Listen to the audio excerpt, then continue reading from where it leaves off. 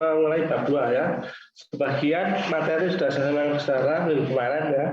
Ini adalah pelengkap dari yang kemarin. Perlu diketahui bahwa bab 2 ini ada 5 materi inti. Pertama, mekanisme reaksi. Kedua, reaksi elementer. Ketiga, reaksi non-elementer. Yang keempat, reaksi intermediate. Dan yang kelima, menguji model reaksi.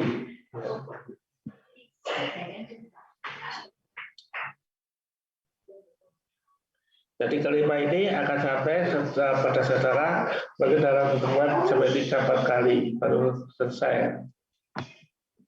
Kita mulai dulu dari yang mekanisme reaksi. Mekanisme reaksi ini adalah untuk menerangkan kinetika reaksi non-elementer. Jadi sekali lagi untuk menerangkan reaksi non-elementer, di mana reaksinya berurutan. Nah, ciri dari non-elementer ini adalah tidak dapat diukur atau diamati, karena reaksinya sangat cepat. Nah, elementer itu biasanya terbentuk intermediate. Intermediate itu adalah reaksi perantara sebelum menuju ke reaksi akhir. Nah, karena tidak terukur, sangat cepat, sehingga jumlah yang terbentuk adalah sangat kecil atau sangat sedikit. Jadi tidak bisa diamati. Maka dari mekanisme ini yang diamati hanya reaksi mula-mula dan akhir saja. Jadi yang dihitung adalah di awal dan akhir. Tapi perlu juga diamati apa saja intermediate yang terbentuk. Nah, adanya intermediate itu menunjukkan adanya mekanisme reaksi dari mulai awal, intermediate sampai akhir. Sehingga kalau dalam perjalanan itu disebut reaksi tunggal saja.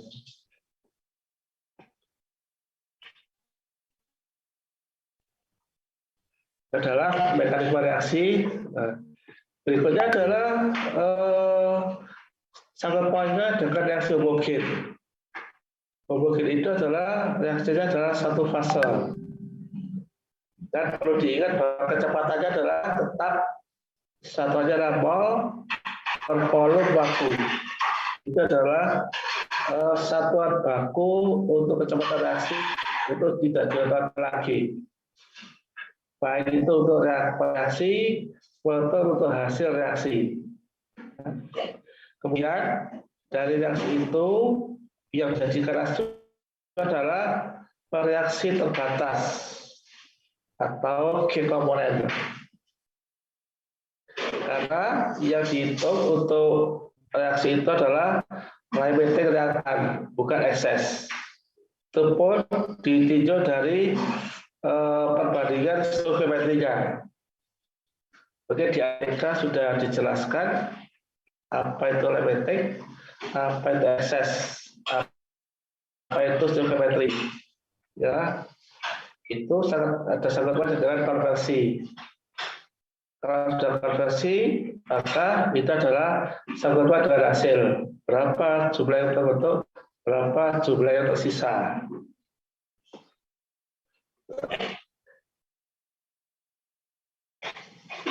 Produk-produk itu tidak lain akibat dari mekanisme reaksi yang ada. Mekanisme reaksi terbentuk ada yang dari penelitian, ada yang berbentuk rekayasa. Ya, itu adalah mekanisme. Kemudian bagaimana cara menulis kecepatannya? Beberapa hari yang lalu sudah saya jelaskan kalau reaktan itu harus bertanggal minus, sedangkan produk harus bertanggal positif.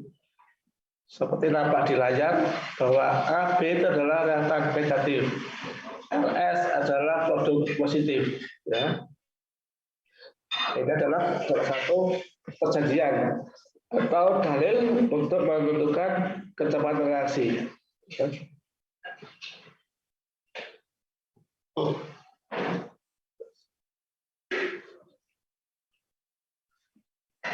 Ya. Berikutnya adalah kecepatan reaksi itu merupakan fungsi utama untuk 3 parameter. Dan itu berlangsung dalam reaktor. Apa saja 3 parameter itu adalah T temperatur, P pressure tekanan, C konsentrasi. Nah, dari sini akan kelihatan ketiga ini akan jadi dominan, ya, temperatur, tekanan, konsentrasi. Tapi dalam perjalanan ketika kita bicara fase homogen, maka yang berpengaruh jadi 2, yaitu temperatur sama konsentrasi. Tekanan ini biasanya relatif konstan, ya, tidak akan berubah banyak, kecuali kalau nanti gasnya tidak ideal. Kalau gas ideal, saya kira ya tekanan konstan. Tapi kalau gasnya tidak ideal, baru tekanan berubah. Sementara ini TLK ini adalah menggunakan gas ideal dulu. Nah, gas ideal.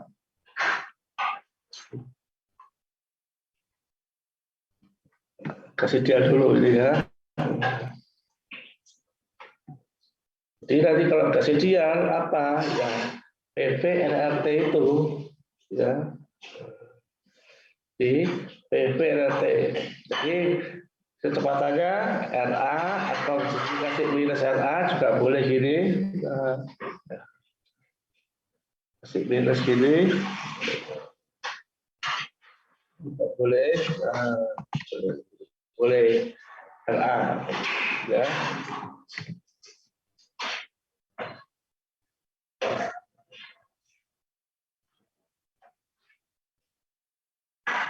Kemudian setelah mekanisme reaksi, kita bicara reaksi elementer. Reaksi elementer ini adalah reaksi di mana reaksinya merupakan koefisien dari komponennya. Jadi A kecil, D kecil jadi produk. Ini ada produknya. Ini jadi produk.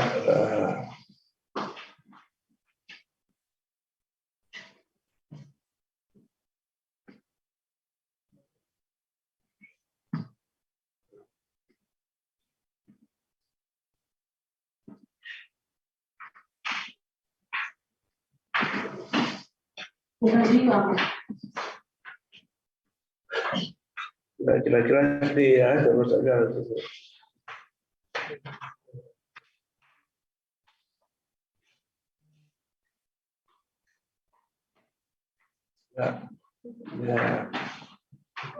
Jadi produk. Jadi A ini merupakan pangkat dari masing-masing konsentrasi A milik A, B milik C, B. Ininya DCA, ya. Oke.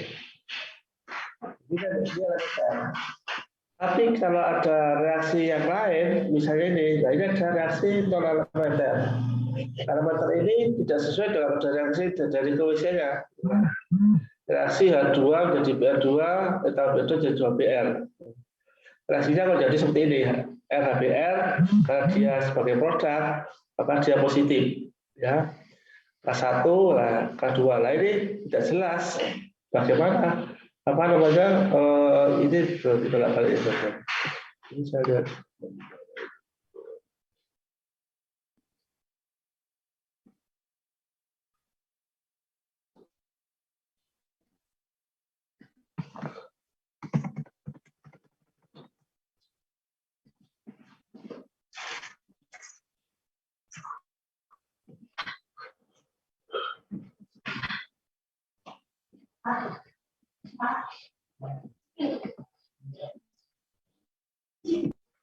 Ya, di reaksi balik-balik, nah, ada tekanan K1 ke K2. Nah, ini tidak jelas.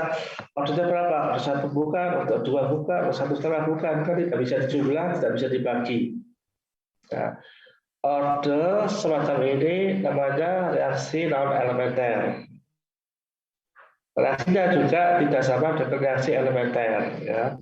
Sekali lagi, ini adalah reaksi yang non-elementer karena tidak sesuai dengan reaksinya. Ya. Kemudian ada lagi reaksi intermediate berdasarkan perantara. Intermediate itu ada 3 langkah. Yang pertama adalah inisiasi, yang kedua propagasi, yang ketiga terminasi. Jadi awal sama akhir 1. Tapi kalau propagasi itu langkahnya banyak. Ya. Kalau misalnya ada 5 reaksi, maka propagasi ada 3. Inisiasi sama terminasi cuma 1. Ya. Jadi awal 1, akhir 1.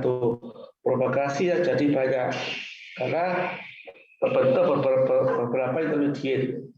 Ya. Ini saya garis bawahi inisiasi, propagasi, sama terminasi.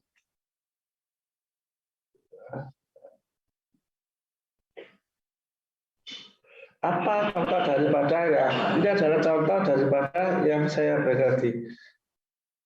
Reaktan, jadi tanda bintang ini adalah tanda untuk intermediate yang di bawahnya ada. Intermediate reaktan menjadi intermediate produk.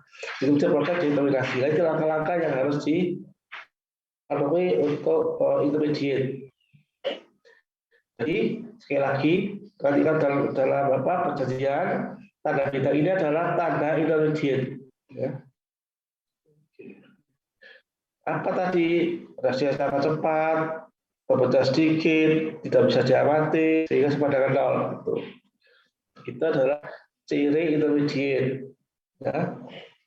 Nah, intermediate bisa kelihatan, bisa intermediate sama intermediate, bisa apa dan macam-macam ya.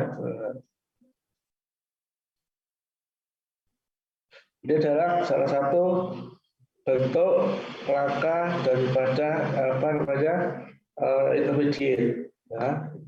Jadi itu sudah saya jelaskan di atas, reaksi ini ya, kerja bebas berarti seperti ini. Nah ini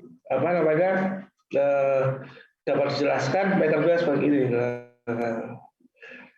Tanda bintang menunjukkan intermediate. Kecepatan intermediate sangat kecil sehingga di dekat sama dengan 0 ya.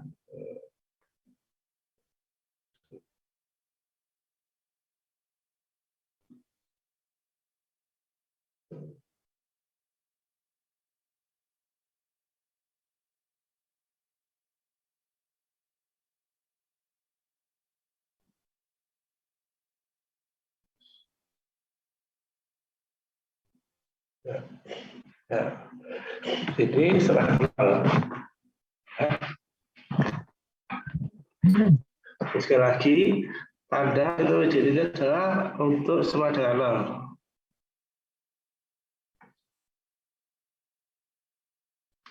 Itu berbagi lagi ya. Nah, lagi. Ya. Nah. Kemudian salah satu untuk mekanisme reaksi tadi itu adalah mekanisme enzimatis. Enzimatis ini adalah untuk yang enzim khusus ya. Gimana? Kalau enzim itu reaktannya disebut substrat. E adalah katalis, etol campuran bola-bola, R adalah produk. Beberapa perlakuan yang ada di enzimatis itu adalah 3 itu. Kecepatan sebagai konsentrasi bola-bola atau reaktan ini adalah balik ke setiap saat.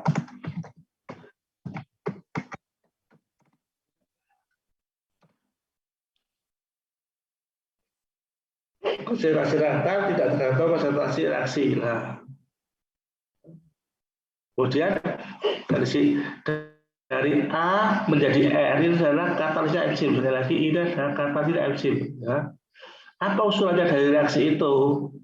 Usulannya kayak gini. Ya, usulannya seperti gini. Ya.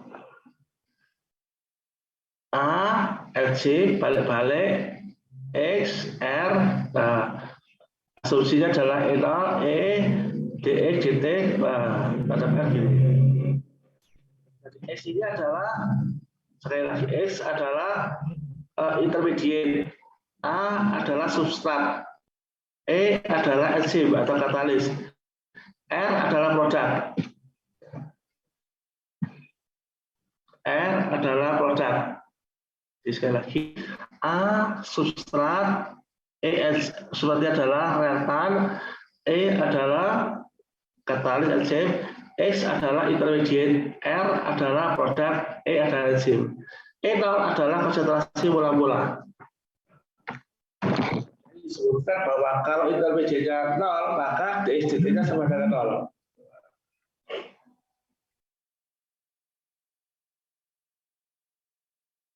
Ya.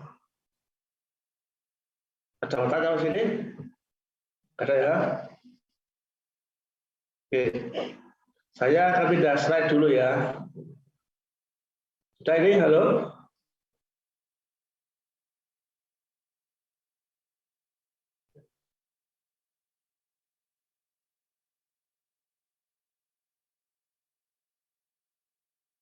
Saya tak subscribe dulu. Nah, ganti ke yang lain.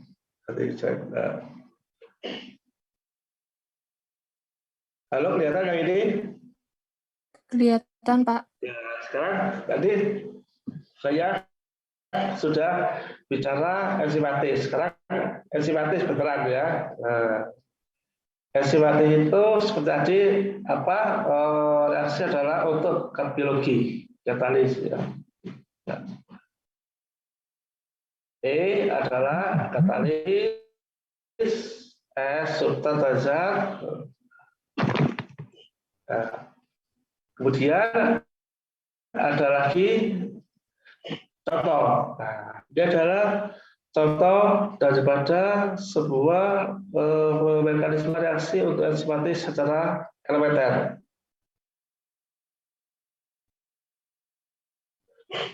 Di mana urea ditambah katalisnya urease menjadi urea. Jadi tadi A ditambah E menjadi AE atau A ditambah S menjadi AS. Sama saja ya.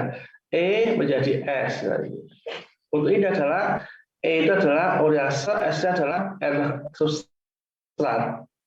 Nah, lagi di sini dipahami bahwa S adalah substrat, E adalah enzim. Jadi substrat ditambah enzim menjadi substrat enzim atau intermediate tadi itu ya. Nah, kemudian setelah terbentuk intermediate ini dia berubah lagi menjadi E plus substrat. Yang ketiga, substrat intermediate ditambah air jadi produk. Jadi produknya adalah 2N3 plus CO2. Jadi apa namanya? Ini adalah N3 plus CO2.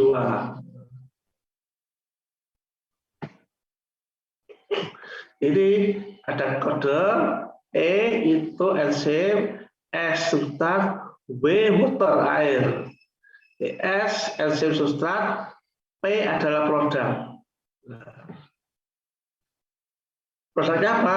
Produknya adalah N3 dan CO2.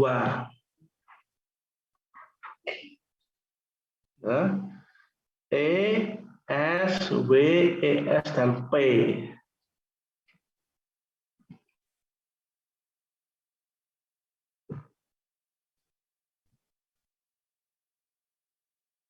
Sip.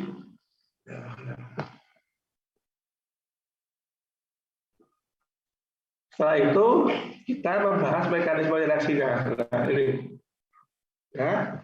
Jadi ES berarti ES, kemudian jadi ini menjadi intermediate, intermediate berubah jadi produk, intermediate tambah air jadi produk plus enzim. Sudah jadi di atas silahkan ini ya. Nah, ketika mekanisme reaksi ini akan terbentuk seperti ini. E tambah S menjadi S, S. Ada titiknya itu adalah intermediate ya, sekali lagi intermediate.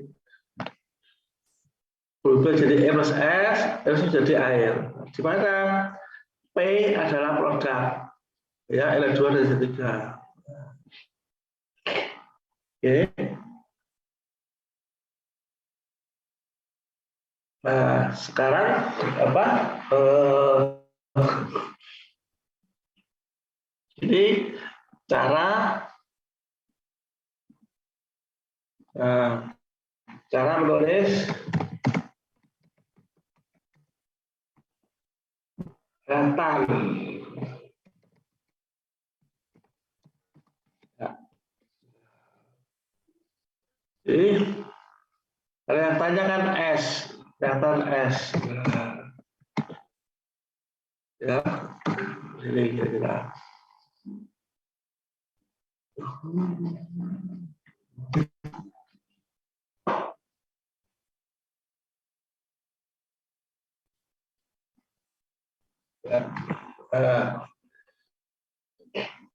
Cara menulis rentan S.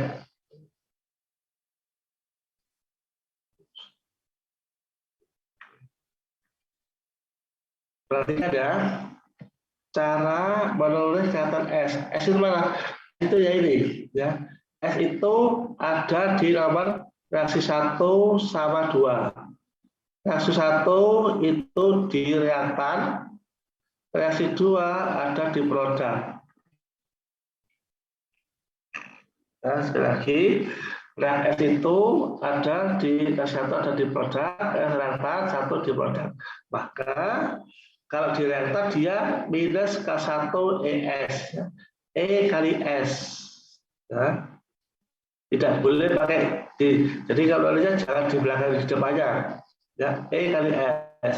Sebaliknya ketika S itu ada di nomor 2 ditambah K2 ES bintang inilah. Begini cara nulis. Ya. Tidak boleh dikalikan ES yang belakang ini harus diketikkan di depannya ini reaktannya. Ya. Jadi positif ES. Nah, ini adalah untuk yang reaktan. Caranya nulis gini ya.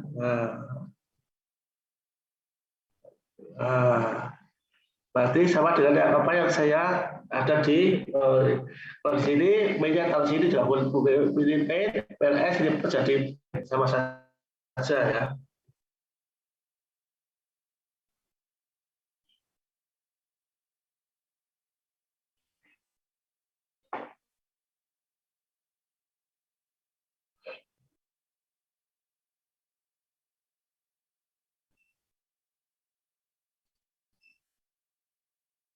Tolong diperhatikan ya, itu tadi yang saya jelaskan itu mana reaktor, mana produk. Kalau reaktor bertanda minus, kalau produk bertanda positif.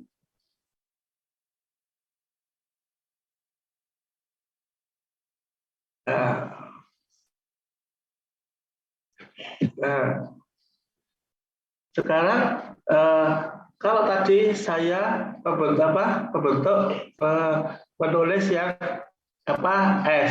Sekarang intermediate yang ada tanda bintang ES. ES ini ada di nomor 1, ada di nomor 2, ada nomor 3. Jadi ada 3 K nantinya ya. Yang intermediate. Nah, kalau di nomor 1 sebagai produk, nomor 2, 3 sebagai reaktan. Positif, negatif, negatif. Nah, gini. Nah, ES K1 ES, K2 ES ini, ketiga ESW. Nah, bertanda negatif. Dulu, ini berarti ada menulis reaktan, ada menulis intermediate, ada menulis produk. Ya. Di mana harga E0 itu adalah sama dengan E plus YS. ET atau E0 itu adalah konsentrasi total enzim ditambah sama dengan konsentrasi enzim setiap saat ditambah reaksi elementarnya. Tiga ET atau E0 ya sama dengan dikurangi ada E0 atau ET sama dengan E plus E. Jadi E sama dengan ET dikurangi ES. Tinggal balik saja di belakang ya. Jadi E sama dengan ET dikurangi ES. Nah, sekarang harga yang ES ini dimasukkan ke sini E-nya. Nah, ke sini. Ya. Harga E ini dikalikan ke ini. Sehingga menjadi seperti ini. Nah, ini ya. Jadi sekali lagi E-nya ini dimasukkan sini, setelah masuk disama dengan 0. Nah, itu tugas saudara matematika biasa ya.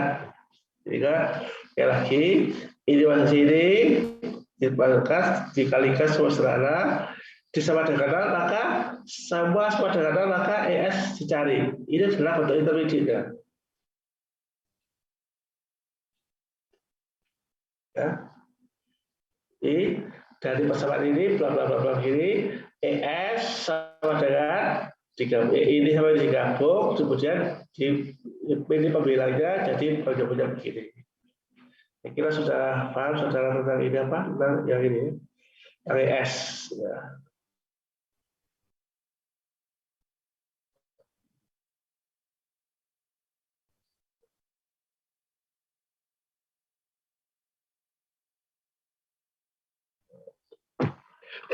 Setelah intermediate ini langkah-langkahnya harus dituruti ya.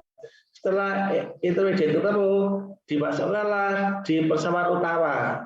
Nah, dimasukkanlah di sini. Nah, ini adalah persamaan substrat yang ditanyakan. S ini dimasukkan sini. Ya. Maka kalau sudah dimasukkan sini, maka masukkan kayak gini. Nah ini, RS ini. Ya. RS begini. Sehingga diserahkan jadi bentuk ini. Nah, begini ya.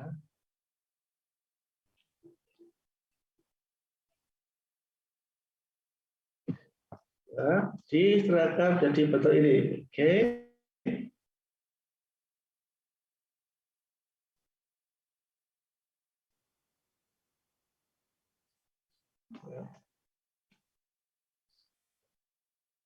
Maka kalau sudah demikian dikeluarkan harga K1-nya ini lah. Ini dikeluarkan harga K1-nya ini ya. Keluarkan ini, maka di sini adalah K2 per K1, ini K1 ini hilang coret ya. Nah, jadi begini. Nah, ini adalah produk daripada enzimatis. Nah, ketika dikeluarkan jadi KM ini adalah VM-nya. KM itu apa? Ini ya jalannya KM ya. Tadi pesawat di atas ini loh. Dikeluarkan K1-nya coret-coret tinggal ini sama ini. Di mana K1 hasil itu adalah K3 kali W.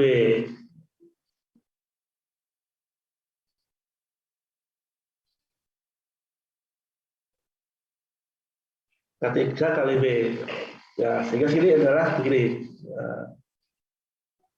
Ya, oke. Itu adalah bentuk ini adalah bentuk persamaan mekanis pattern. Ya. Di mekanis pattern itu bagaimana? Ya, ini persamaannya ini ya. Itu adalah ini. Di mana K3 aset S itu biasanya disebut dengan Vmax ya.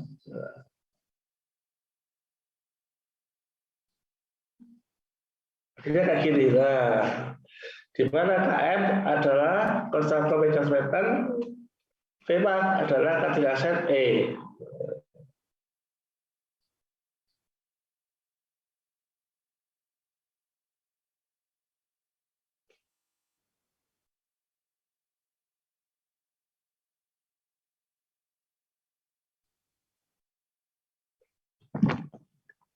Nah, sekali lagi, ini adalah bentuk akhir daripada Michaelis Menten.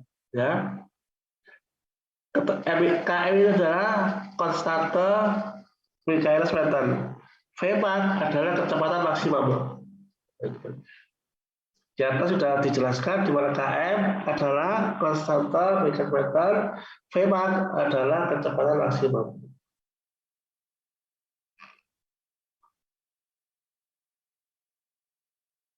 Baik, kira ada contoh lah. Contoh untuk menghitung Michaelis Menten-nya. Ada reaksi tetap sama ya, urea sama urea tadi. Hanya saja di sini saya simpulkan ureanya saya kasih notasi huruf ya. Reaksinya persis ada di atas tadi ya. Urea asa begitu lah bersama gabung. Diketahui data ini konsentrasi urea sekian banyak, kecepatan ureanya sekian. Ureanya sekian.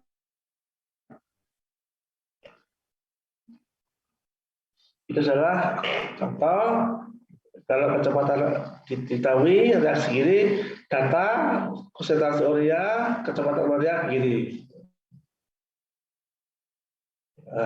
Sekarang bagaimana cara merubah persamaan ini menjadi persamaan yang linier? Kita ubah kayak gini. Nah, mau tidak mau saudara setiap saat dua bahas persamaan ini ya. Dua-duanya ini kalau yang atas tidak melalui titik 0,0, yang bawah dalam 0,0. Jadi yang ini SG memang ini diubah jadi bentuk gini. Nah, ini bentuk ini. Seorian. Pada itu ya, kalau TLK itu dicari rumusnya dulu. Kita datanya gini, dicari rumusnya dulu apa sih supaya bisa memenuhi ini. Nah, ini yang dicari.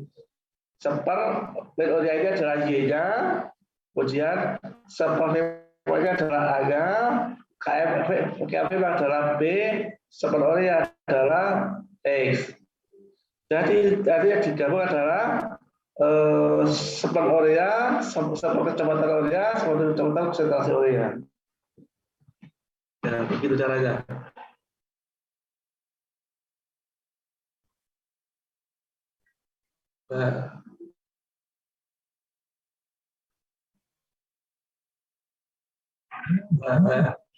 Karena dia data diketahui sekian maka yang di pesawat disebarkan urea kayak gini hasilnya.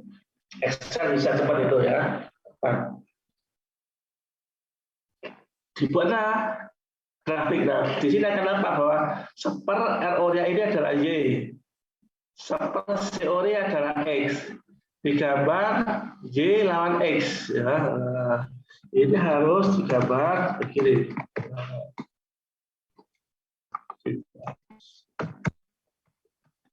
Ini caranya.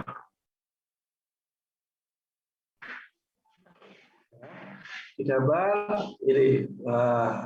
Digambar yang seperti Y-nya adalah ureanya, X-nya adalah C-nya.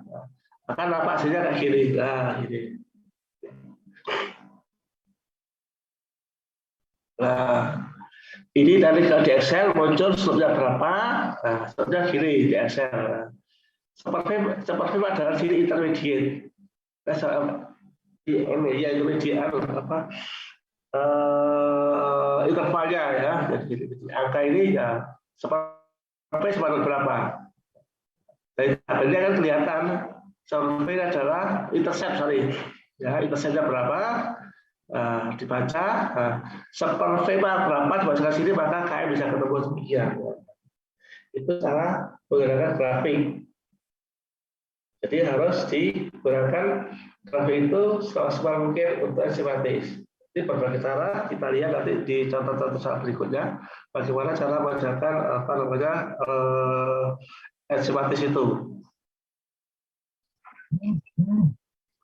Nanti harus dibuktikan rumusnya bersama-sama, nggak bisa. Itu adalah salah satu contoh dari enzimatis. Sekarang bentuk lain dari adalah Arrhenius. Arrhenius adalah rumus empiriknya KAEPERT. A potensi, N zero-T, tekanan gas, T adalah suhu absolut. Ini adalah untuk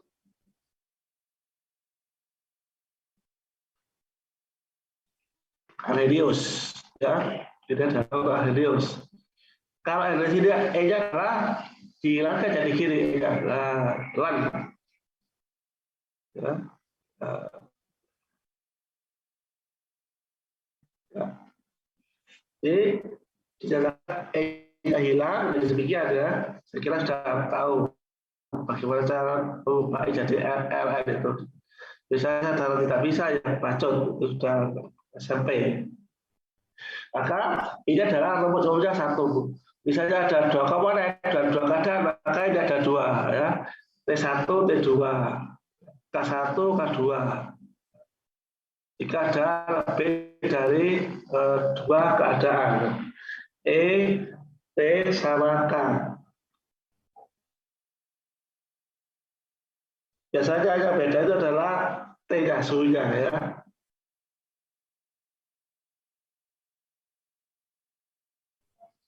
Nah, yang terakhir adalah, nah ini adalah salah satu soal, bukan contoh soal lagi soal ya. Gunakan soal ini untuk mengerjakan Arrhenius. Untuk mencari harga energi aktivasi yaitu E.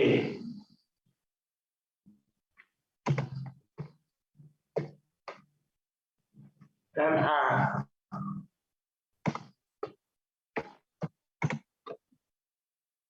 Kalau yang contohnya adalah itu E.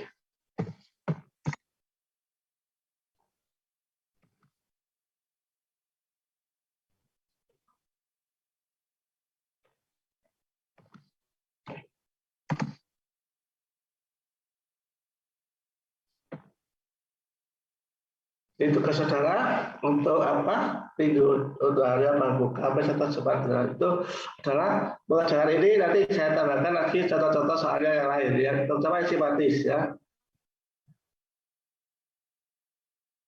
Lalu ada pertanyaan sampai sini?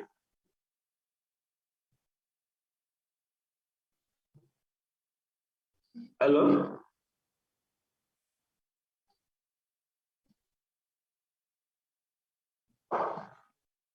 Sudah selesai? Halo?